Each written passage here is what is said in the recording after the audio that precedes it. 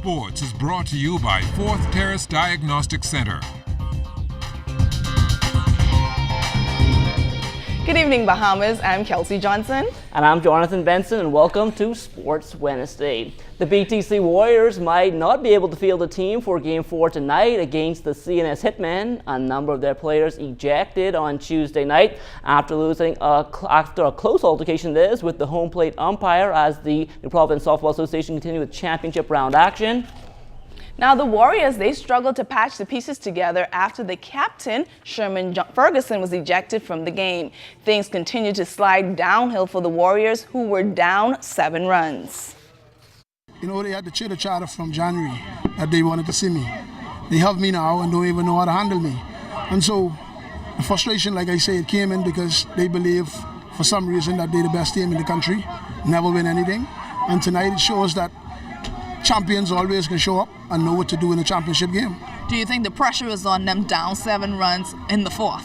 Very much so, Kelsey. You know, and the nail in the coffin was when the captain of that team was ejected from the game. That was the nail in the coffin, and you could have watched the behavior of the other players. Everything the umpire do after that, you know, they find reason to find fault because they didn't want to be here anymore.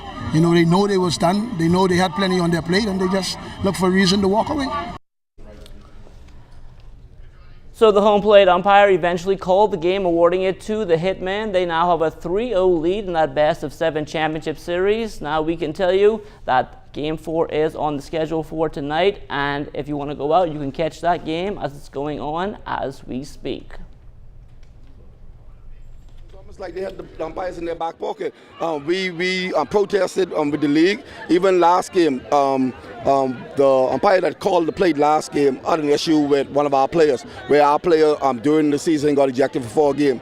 And then the umpire threatened the player. And we wrote a letter to the league, everything. The umpire was supposed to call any more games. You understand? So last game, like everything was against us. You understand? And then it's just hard to play under those circumstances. Now, President of the association, Henry Dean, had a front row seat to all the action that was taking place. He watched closely the behaviors of the players and the umpires. When asked what's next in reference to the game, Dean said, "They're now down 3 games. It's a best of 7, and so they obviously are weakening the team now, but they are scheduled. They're expected to come to the park tomorrow evening to play. If they don't come, then it's over." Now the Warriors were complaining about the umpires, saying with the heated games and all these games on the line, more senior umpires should have been calling these ones. Unfortunately, I can't speak to that, but that's the crop of umpires we have. They've called all year, and yes, there is going to be disagreement or dislike. We cannot step in and correct it during the game. We've talked about concerns to the Umpires Association, and they have addressed it. And there's nothing else we could do. This is where we are. These are the guys we've hired, and we have to accept it. Now the ladies' game last night, that ended between the lines. The veteran squad, the Sunshine Auto Wildcats, clawed past the Johnson Lady Truckers 7-5 to pull within 2 games to 1. We have experienced players too on our side. It's just that we need to pick up on our defense, utilize defense first and offense. So we can see a different Truckers team shifting into another gear to win tomorrow's game. Yeah, man. We coming with another gear. We're up 2-1 in the series. They still got to fight. We're in the lead. Now, the Lady Truckers are ready to shift it into second gear, like you heard Melinda Bastian just said. They're ready to roll over the Wildcats, who have found new life. The Lady Truckers are known as the youthful squad, but in this matchup, Sunshine Renee Davis says it's all about the veterans. Kelsey, we beat ourselves in those 2 series. Because when they beat us, you could look at the score. Mental errors killed us in the second game because they beat us 8-13. We kill ourselves. They didn't do it. Mental errors. The game is his running errors, but we did it. Last night, you were able to have a close game. Tonight, you won this one. What was in that group? What did you say to make sure that they came out swinging tonight? this game tonight was it. And we said to ourselves, let's play cat's ball, what we know how to play. And you see it from the get-go, we did it. We come out here and we fight and we were determined. We get on by all means necessary. We played cat's championship ball. With Mary Aiken now, where do you go?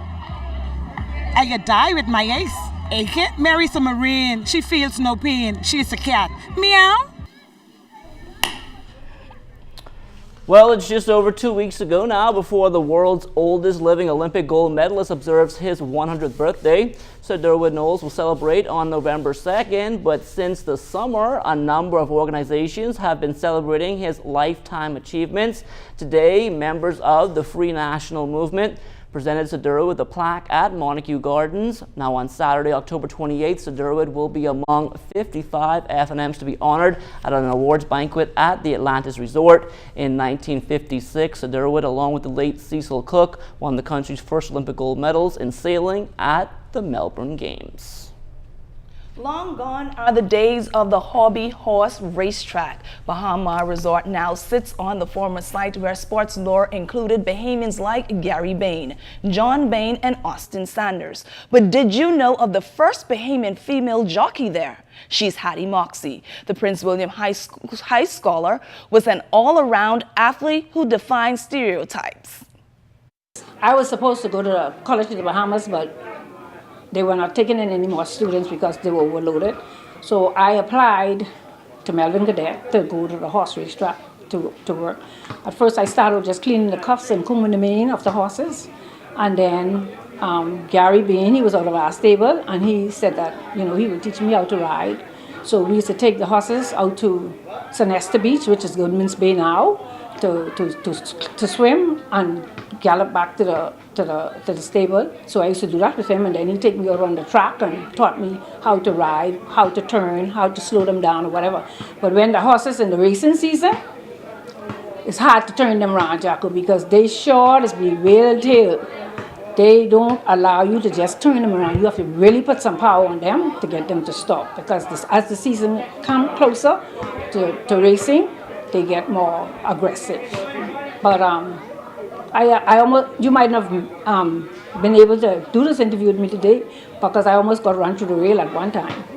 G. Searchwell saved me. The horse get away and he was going to run through the rail with me, but another jockey saved me. And back in the day, how was horse jockey? I mean, why weren't you able to inspire other females? They closed the track right down. And after I became a jockey, the track closed down about a year later. And they had intended to open up another one, but they never did. How beneficial was horse racing back in the day for the Bahamas? Well, it was just like the number racket now.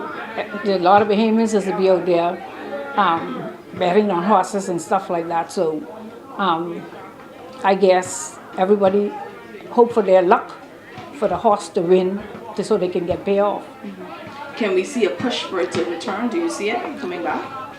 I don't see it coming back, because most of the trainers who was really interested in those days, they're not around now. And the jockeys who used to run, who might have been able to do it now, most of them went off to run in the United States, like Gary Bain of our stable. He rides in the United States. Well, that's all the time we have for sports. I'm Jonathan Benson. And I'm Kelsey Johnson.